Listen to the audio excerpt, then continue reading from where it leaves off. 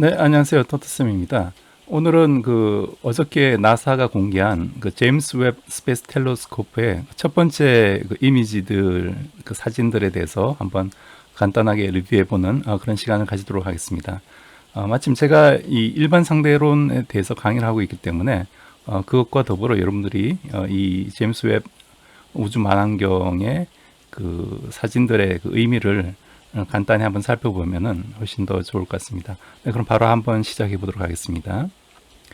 우선 첫 번째 딥필드 사진으로서 이제 은하단 SMACS 0723이라는 이 은하단의 사진을 찍은 그런 결과입니다. 그래서 이게 이제 근적외선 카메라로 알려진 이제 니르캠으로 이제 촬영을 했는데 12시간 정도, 실제로는 이제 2시간씩 노출을 해서 총 한 12시간 동안 촬영한 그런 결과물이 되겠습니다. 그래서 이 은하단 가운데 있는 이제 은하단이 이제 SMAC 0723이라는 거고, 그 앞뒤에 더 많은 이런 것들이 전부 다 이제 은하인데요.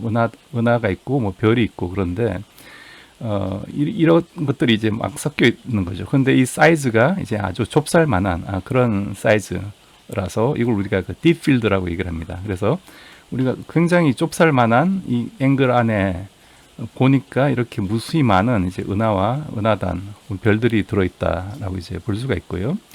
그래서 이런 별들은 지금 이제 적외선 카메라로 찍었으니까 적외선 파장으로 우리가 실제로 이 사진을 찍은 건데, 그래서 최초에는 이제 가시광선 영역에서 이제 별이 빛이 나왔지만 그게 우주가 팽창함에 따라서 점점 파장이 이제 길어져서 적색으로 바뀐 거죠. 그래서 적색 편의가 된 그런 파장을 보여주고 있습니다.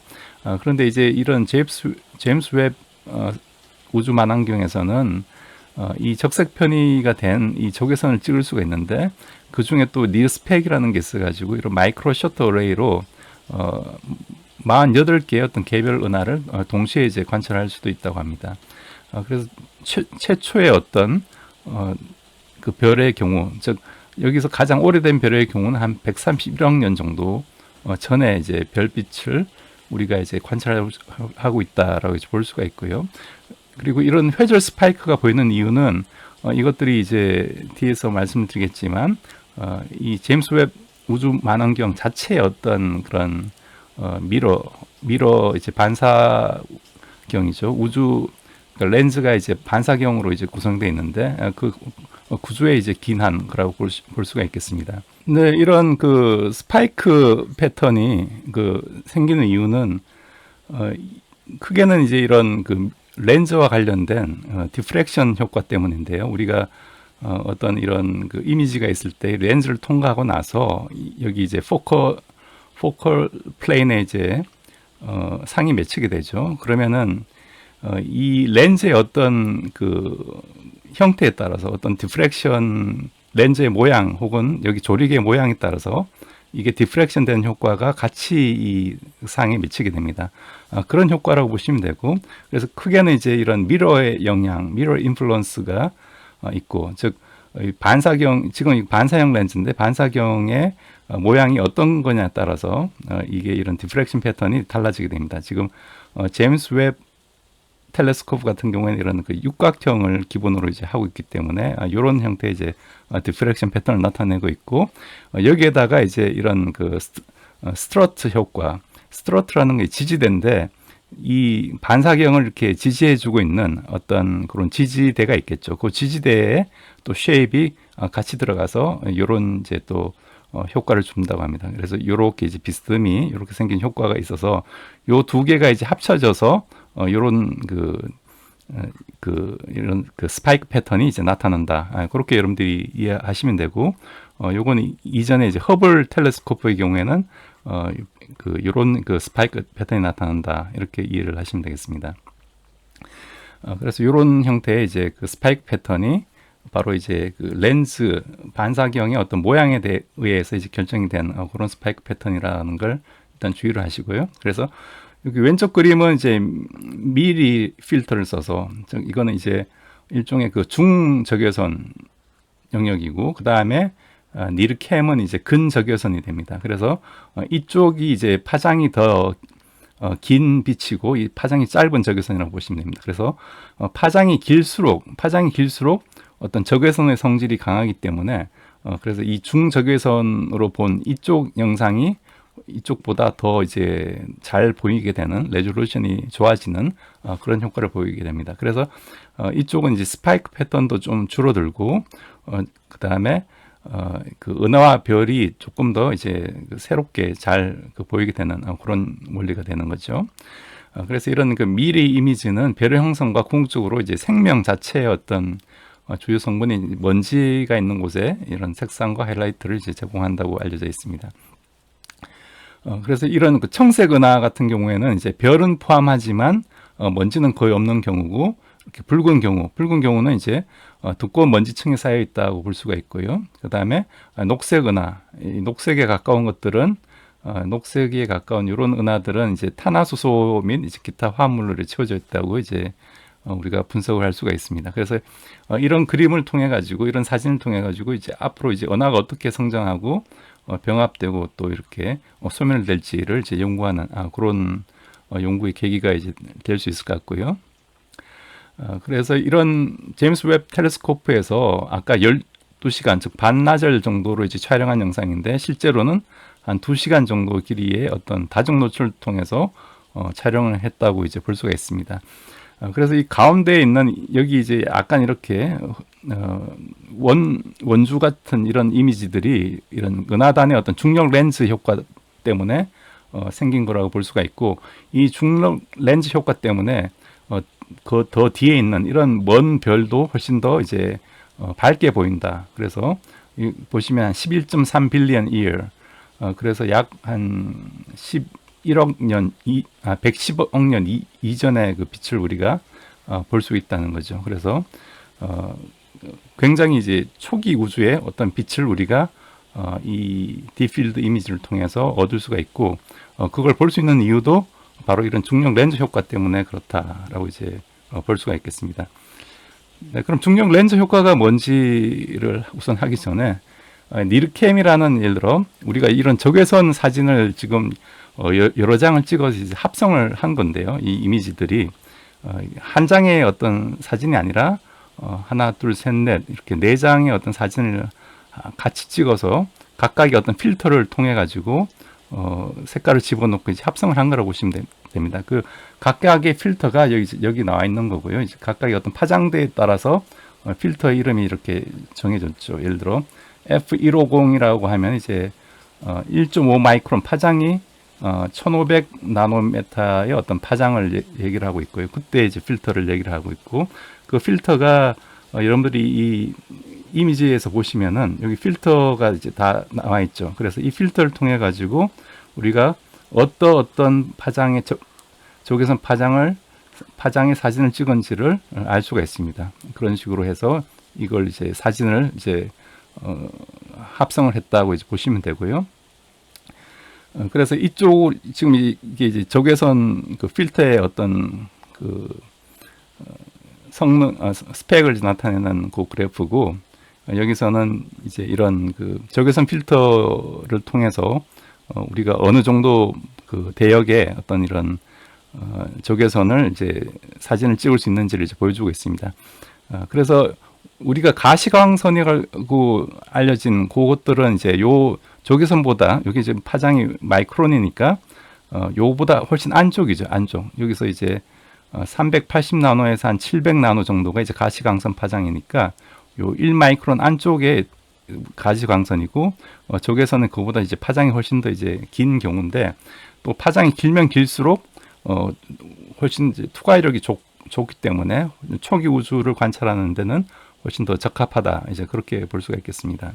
네, 그럼 이런 그 중력 렌즈 효과에 대해서 좀 살펴보면요. 이건 이제 아인슈타인의 일반 상대성 이론으로 우리가 설명할 수가 있고요. 즉, 중력이라는 게 이제 등가 원리에 의하면은 이게 바로 이제 그 시공간에 이제 왜곡을 준다고 했죠. 그래서 시공간이 왜곡되기 때문에 어떤 이런 무거운 물체가 있으면은 주위로 이제 중력 효과 때문에 시공간이 이제 왜곡되고, 그것 때문에 이제 어떤 측지선, 즉 지오대식이라고 하는 측지선이 이제 휘어지게 됩니다. 그래서 이 뒤에 있는 은하와 내가 관찰하는 관찰자의 즉 만원경 있는 이 두 사이의 어떤 최단 거리가 직선이 아니라 이렇게 휘어 있는 이 선이 이제 바로 측지선이 된다, 최단 거리가 된다, 혹은 가장 그 스트레이티스트한 패스가 된다, 그런 의미고요. 그렇기 때문에 이제 빛은 항상 이런 그 최단 거리를 따라가죠. 그래서 이 측지선을 따라가서 이렇게 휘어지는 것 같이 이제 보이게 되는 거죠.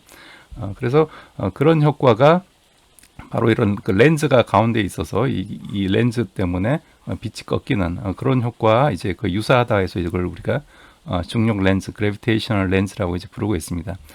그래서 이런 행성이나 별 은하단, 블랙홀 같은 이제 매우 무거운 이런 물체의 중력장에 이제 가까운 공간에 이제 물체들이 있을 때는 이게 더 이제 강하게 이제 끌려 나오게 되고, 그래서 그 빛이 이제 이걸 중력장을 통과하고 나서 보면 이제 다시 휘어서 있는 것 같이 보이는 거죠. 그렇기 때문에 이제 그런 걸 이제 의미한다라고 이제 볼 수가 있겠습니다. 그래서 이런 그래비테이셔널 렌즈는 크게 이제 강한 렌즈, 약한 렌즈, 마이크로 렌즈 세 가지로 이제 분류가 할 수가 있는데요. 이제 강한 렌즈라는 건 우리가 이제 흔히 이제 눈으로 이제 관찰할 수 있는 그런 유의 이제 강한 빛이 되고요. 그래서 이제 이런 아인슈타인 링 같은, 즉 뒤에 어떤 이 그 강한 중력을 가진 이런 블랙홀 뒤에 어떤 항성이 있을 때 이게 이런 중력 렌즈 효과 때문에 이렇게 링 같이 이제 보이는 그런 효과를 이제 이런 강한 렌즈라고 얘기를 합니다.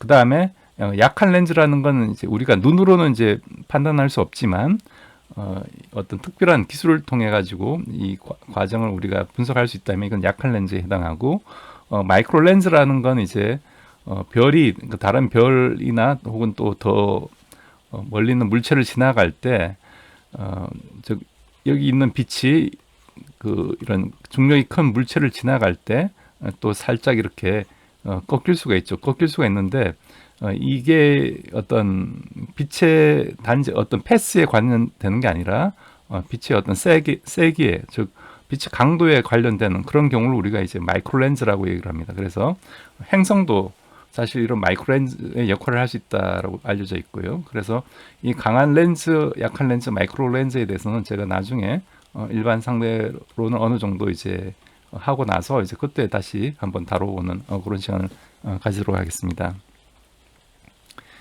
네, 그래서 이러한 그 딥필드 스펙트럼을 보면은 니르 스펙이라는 이런 근적외선 분광기에서 이제 아까 마이크로 셔터 어레이를 통해서 포착할 수 있다고 말씀을 드렸죠. 그래서 초기 우주에 어떤 존재했던 개별 은하의 빛을 우리가 이렇게 관찰할 수 있는데 그걸 관찰해서 보면은 이제 은하의 어떤 이온화된 가스의 어떤 화학적 구성과 온도, 밀도에 대한 어떤 정보를 얻을 수가 있습니다. 그리고 이런 스펙트럼을 통해 가지고 별이 어떻게 형성되고 얼마나 많은 먼지를 포함하고 있는지, 그래서 이런 먼지를 통해 또 실제로 이 별이 어떻게 진화할 수 있는지 그런 것들을 분석하는 작업을 할 수 있다는 얘기고요. 그래서 이 제임스 웹 텔레스코프에 찍은 그 사진은 아니지만 이 외계 행성 LHS 3844라는 거, 지구에서 한 49광년 굉장히 가까운 거리에 있는데 여기에 대한 어떤 그 스펙트럼 분석 결과도 사진에 있습니다. 그래서 이 LHS 3844라는 외계 행성이 어떻게 생겼는지를 보여준 하나의 그 이미지인데요. 태양과 같은 이런 항성 주위를 이제 돌고 있는데 지구 반지름이 한 1.3배 정도를 크기를 우리가 예상을 하고, 그 다음에 온도는 한 700도 정도 대기 온도를 예측을 합니다. 그래서 이 별에는 이제 암석은 이제 현무암 암석으로 이제 구성됐을 거라고 추측하고 있고요. 그래서 미리 혹은 이런 그 스펙트럼 어널라이저를 통해서 표면이 어떻게 되어 있는지를 우리가 그 관찰을 할 수가 있고, 이 별은 현재 그 지구에서 한 49광년 떨어져 있고 적색 외성을 이게 적색 외성입니다. 적색 외성을 공전하고 있고 공전 주기가 굉장히 짧은 걸로 이제 알려져 있습니다.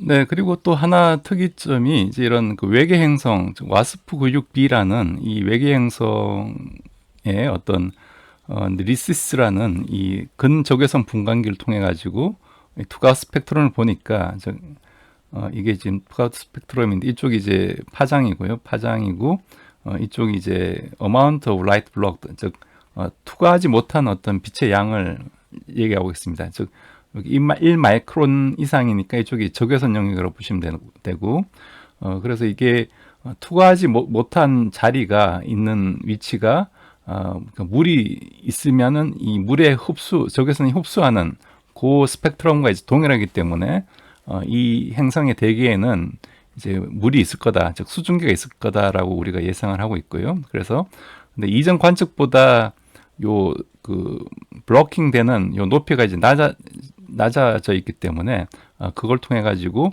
수증기 기능을 억제하는 또 구름이 존재할 거다라고 또 예상을 하고 있습니다.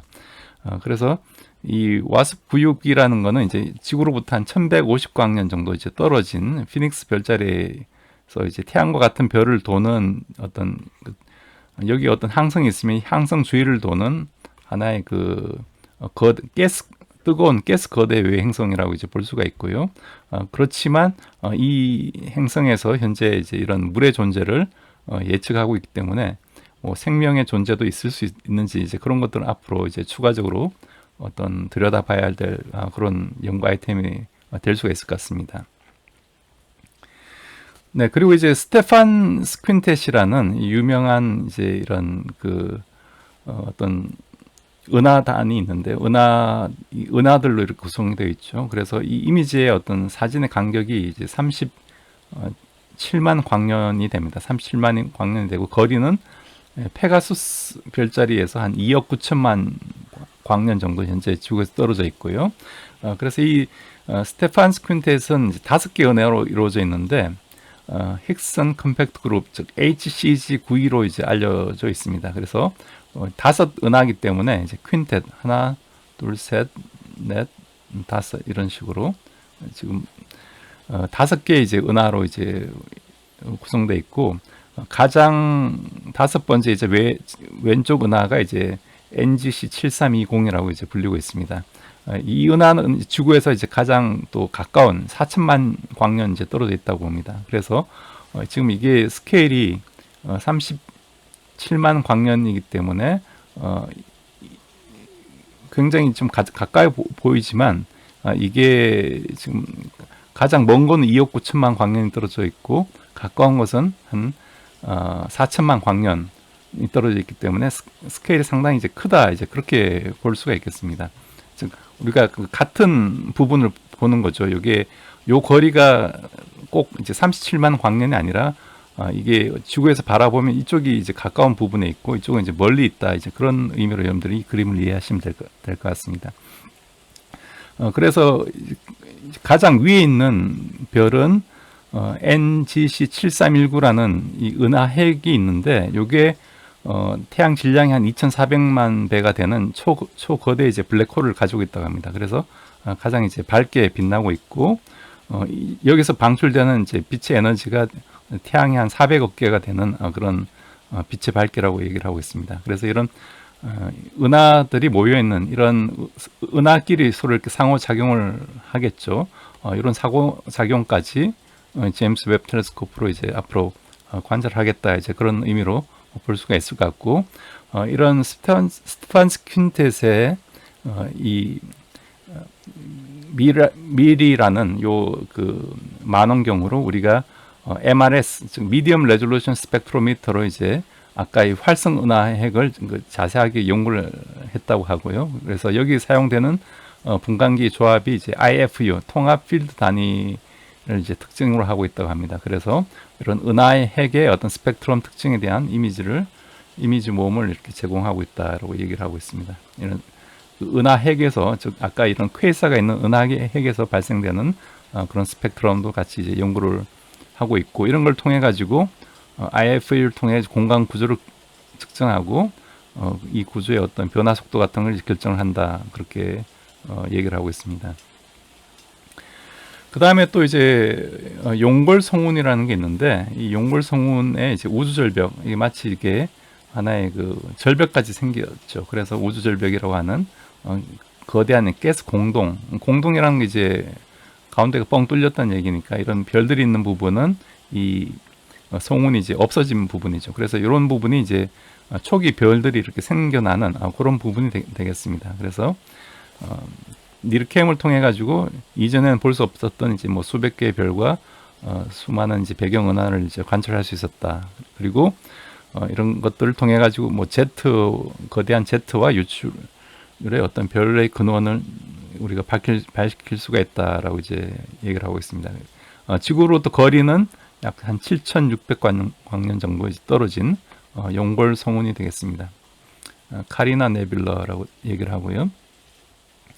그 다음에 또 이제 남반구 성운이라는 서든 링 네뷸라라는 것도 역시 이 이미지를 제공을 했는데 즉 양초 자리에서 거리는 한 2,000광년 정도 떨어진 그런 성운이 되겠습니다. 그래서 이 성운의 이제 특이점이 이제 죽어가는 별을 둘러싸고 있는 어떤 팽창하고 있는 그 가스 그룹이라고 이제 볼 수가 있고요. 그래서 이건 이제 근적외선으로 본 거고, 이건 이제 중적외선, 이쪽이 이제 미리로 본 거고, 이건 이제 니르캠으로 이제 봤다, 그렇게 볼 수가 있겠습니다. 그래서 미리로 보면은 여기 안 보이는 별이, 조그만 별이, 빨간 별이 하나 보이죠. 이게 바로 이제 백색 외성이 됩니다. 그래서 우리가 뭐 태양도 마찬가지지만 이 수소 연료가 핵융합으로 다 타고 나서는 이제 다시 이제 이게 커졌다가 적색 거성이 됐다가 이제 외부에 있는 그 둘러싸인 이런 가스층들이 폭발하고 나서 나머지는 이제 수축해서 백색 외성으로 가는 거죠. 즉 중성자들로 주로 중성자와 이제 전자로 이루어진 이런 백색 외성으로 가는데, 이런 그 백색 외성에서 즉 별의 어떤 진화의 끝 단계라고 볼 수가 있는데, 그런 백색 외성이 될 때 그 백색 외성이 되기 전에 이제 날아가는 이런 물질들로 이제 이런 성운이 이제 형성되어 있다. 그래서 연소를 멈춘 하나의 그 남은 잔해라고 이제 볼 수가 있고, 이런 외부 레이어가 배출된 껍질을 형성하고 있다고 이제 볼 수가 있겠습니다. 그래서 이런 밀도가 높은 뜨거운 백색 외성으로 변하면서 별이 주기적으로 이렇게 질량을 방출해서 이런 것들이 주기적으로 이렇게 수축하고 또 가열된 다음 다시 물질을 방출하는 이런 맥동 펄세이팅 그런 효과를 준다라고 이제 볼 수가 있고요. 그래서 니르캠 이미지를 통해 가지고 이런 회절 스파이크에 가려진 부분에 아까 이런 백색 외성을 조금 더 선명하게 이제 관측을 했다, 이제 그런 의미가 되겠습니다. 네, 여러분들 오늘 제 강의 어떻게 보셨는지 모르겠습니다. 물론 이런 그 제임스 웹 스페이스 텔레스코프의 첫 번째 이미지이기 때문에 나름대로 이제 그 사진들이 의미가 있고, 또 이 나사에서 어떤 방향으로 이 제임스 웹 망원경을 사용할 건지에 대해서 계략적으로 이제 어떤 우리가 유추를 해볼 수 있었던 것 같은데요. 제 생각에는 이제 크게는 이제 이런 딥필드에 관련된 즉 우리가 초기 우주, 즉 굉장히 멀리 있는 그런 이제 은하나 항성을 찾는 게 일단은 그 주 목적이고, 또 거기로부터 우리가 초기 우주의 어떤 조건이나 어떤 이런 그 물리적 현상을 이해하는 게 첫 번째 이제 과제가 될 것 같고요. 그 다음에 이런 그 외성들의 즉 지구와 가능한 이제 비슷한 조건에, 즉 물이 있는 생명체가 존재할 수 있는 그런 이제 행성들을 찾는 거, 그런 게 이제 또 한 주 목적인 것 같습니다. 그 다음에 이런 그 별의 그 최종 단계에 있는 백색 외성과 같은 혹은 블랙홀과 같은 이런 그 별의 종말 단계를 연구함으로써 또 앞으로 이제 이런 별의 탄생과 종말이 어떻게 되는지, 거기로부터 우리가 또 새로운 물리 현상을 이해할 수 있는지, 이런 것들을 이제 탐구하는 게 이제 주 목적인 것 같습니다. 그래서 아무튼 이렇게 성공적으로 제가 작년 말에 크리스마스 때 처음에 이 위성이 올라가는 걸 봤는데, 텔레스코프 올라가는 걸 봤는데, 벌써 이제 6개월이 지난 시점에서 이렇게 계획대로 이미지를 착착 내놓는 걸 보니까 확실히 좀 이 나사나 그 유럽의 이런 그 항공 우주국이 상당한 어떤 노하우를 이제 확보하고 있구나 그런 생각이 좀 들었고 그런 게 좀 이제 부러운 생각 들었습니다.